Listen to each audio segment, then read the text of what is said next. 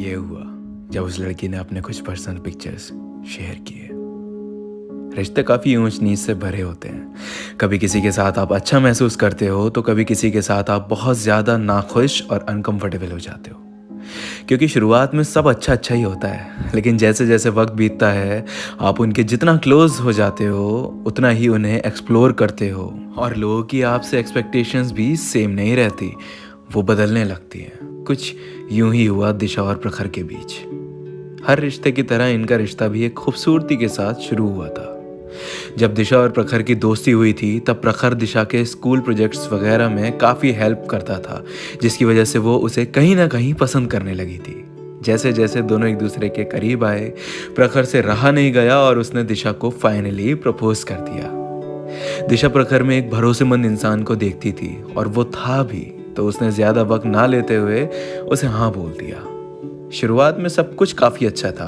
दोनों संग रहते, बात करते, फ़ोन पर बात करते करते क्लोज भी हो जाते और इंटीमेट कन्वर्सेशंस होने लगी। अब क्योंकि वो भरोसा इतना हो चुका था तो कई बार दोनों एक दूसरे से अपने पर्सनल पिक्चर्स और वीडियोस भी शेयर कर लेते थे। लेकिन जब तक ये चीज़ें लिमिट में थीं और आदत नहीं बनी थी तब तक सब ठीक था। लेकिन जब लिमिट्स क्रॉस होने लगी तो दिशा का टॉलरेंस टूटने लगा था। एक पॉइंट आया जब दिशा को यह महसूस हुआ कि वो रिश्ता रूह की मोहब्बत से ज्यादा जिस्म की तड़प में बदल गया था। अब मोहब्बत के नाम पे जिस्म की प्यास बुझाई जा रही थी। बार बार जोर जबरदस्ती कर चीजें हो रही थी।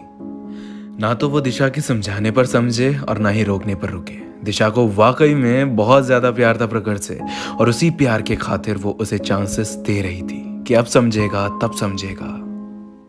लेकिन जब उसे यह रियलाइज हुआ कि प्रखर के लिए उस रिलेशन का मतलब अपनी सेक्सुअल नीड्स पूरी करना है तो दिशा ने बैकआउट कर दिया। बैकआउट करने के बाद उसे लगा कि शायद चीज़ें अब बिगड़ेंगी नहीं और जो वो टॉक्सिक लाइफ जी रही थी उसके साथ अब उससे आज़ाद हो जाएगी पूरी तरह। लेकिन उस सरफिरे ने तो जैसे कुछ और ही ठानी हुई थी। प्रखर को गवार नहीं हुई ये बात और उसने अपने ईगो पे ले लिया ये ब्रेकअप, और फिर जो उसने किया वो एक डरावने सपने से कम नहीं था। ब्रेकअप के हफ्ते भर बाद से ही दिशा के पास कई कॉल्स और मैसेजेस आए चांसेस देने के। जब एक दो दिन तक प्रखर को कोई रिस्पांस नहीं मिला दिशा से तो उसने दिशा के पर्सनल पिक्स सेंड करके धमकियां देनी शुरू कर दी कि अगर वो उसके साथ फिर से नहीं आई तो वो इन पिक्स और वीडियोस को लीक कर देगा और एडल्ट साइट्स पर अपलोड कर देगा। ऐसी धमकियां सुन के जैसे दिशा का दिल दहल गया। उसने बहुत रिक्वेस्ट की, उसके आगे भीख भी मांगी कि ऐसा मत करना, उसकी पूरी जिंदगी बर्बाद हो जाएगी। कुछ वक्त तक तो कुछ हुआ नहीं ऐसा, लेकिन फिर एक दिन प्रखर का देर रात कॉल आया और उसने कहा कि मैंने वो पिक्स और वीडियो सब जगह सेंड कर दी है। अब सबको पता चलेगा कि तू कैसी लड़की है। दिशा के होश ही उड़ गए मानो। वो अपने आप को बहुत हेल्पलेस महसूस कर रही थी। उसे समझ नहीं आया कि वो क्या करे। पेरेंट्स को ये सब बताने से डर रही थी क्योंकि वो नहीं समझते उसे। कुछ भी करने से डर रही थी वो। उसको ख्याल आया कि वो ऐसी बदनामी भरी जिंदगी जीने से बेहतर है कि अपने आप को ख़त्म ही कर ले, तो उसने कोशिश भी की सुसाइड करने की, पर उसके माँ बाप का चेहरा सामने आ गया। लेकिन उसने गिव अप नहीं किया। 2 दिन बाद उसके एक फ्रेंड का मैसेज आया, तो उस मैसेज में उसने उसकी प्राइवेट पिक सेंड कर रखी थी, जिसको देखकर उसे यकीन हो गया कि प्रखर ने जो कहा था वो कर ही दिया था। वो पूरी तरह टूट गई। जब उसकी ऐसी हालत उसकी माँ ने देखी तो उससे सब कुछ पूछा और ना चाह के भी दिशा ने सब कुछ बता दिया।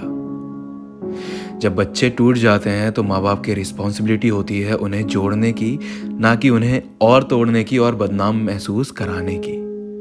और दिशा की माँ ने अपनी रिस्पॉन्सिबिलिटी समझी और इस पूरी सिचुएशन को अच्छे से समझा और डिसाइड किया पुलिस स्टेशन जाकर प्रखर के खिलाफ कंप्लेंट करने की। काफ़ी वक्त लग गया इस पूरे मामले को शांत होने में, और जो सज़ा मिलनी थी प्रखर को वो मिली भी। अब बात यहाँ आती है कि आखिर कौन गलत है। तो देखो, गलती दोनों की ही है। लड़की की भी गलती है कि उसने अपने पर्सनल पिक्स शेयर किए, और लड़के की भी है कि उसने उन पिक्स को रिवेंज लेने के लिए दुनिया जहान में लीक कर दिया। आज के एडवांस इन्फो टेक्नोलॉजी के ज़माने में आपके पिक्स आपके फ़ोन तक में सेफ नहीं है। प्रिवेसी जैसी कोई चीज़ नहीं। आपके फ़ोन में इतनी ऐप्स हैं, उनका एक्सेस गैलरी को होता है, तो ये पिक्चर्स कभी भी मिसयूज़ हो सकते हैं। इन्हें कभी भी क्लिक करके स्टोर मत करो फ़ोन में, और कभी भी किसी को सेंड मत करो, चाहे लोग कितने ही ट्रस्टवर्दी क्यों ना हो। कई बार जानकर तो कई बार अनजाने में उन पिक्स का मिसयूज़ हो जाता है, और हर माँ बाप वैसे नहीं होते जैसे दिशा के थे। कई पेरेंट्स तो बच्चे को ही एक्सेप्ट नहीं करते, तो कई बार आप दुनिया की नज़रों में गिर जाते हैं। आज भी कितनी लड़कियों के साथ रेप होता है और हरासमेंट होता है और वो चुप रह जाती हैं, नहीं बोलती कुछ, क्योंकि उन्हें डर है अपने माँ बाप की बदनामी का। मैं बस ऐसे लोगों से यही कहना चाहूँगा कि डरो मत, आवाज़ उठाओ गलत के खिलाफ, क्योंकि तुम जितना डरोगे लोग उतना ही डराएंगे तुम्हें। और रही बात लड़कों की जो इस तरह की चीज़ें कर रहे हैं, तो देखो यार, अपने सरफिरे दिमाग पर काबू पाकर एक बार सोचना कि अगर कोई तुम्हारी मम्मी या बहन की इज्जत समाज में उछालेगा तो तुम्हें कैसा लगेगा। अगर किसी ने तुम पर भरोसा करके कुछ भेजा भी है तो उसे हटा दो अपने फ़ोन से और उसका गलत इस्तेमाल मत करो। तुम्हें आइडिया नहीं है, पर यह बहुत ही ज़्यादा सेंसिटिव चीज़ है। किसी की ज़िंदगी तक ख़त्म हो सकती है तुम्हारी एक हरकत से।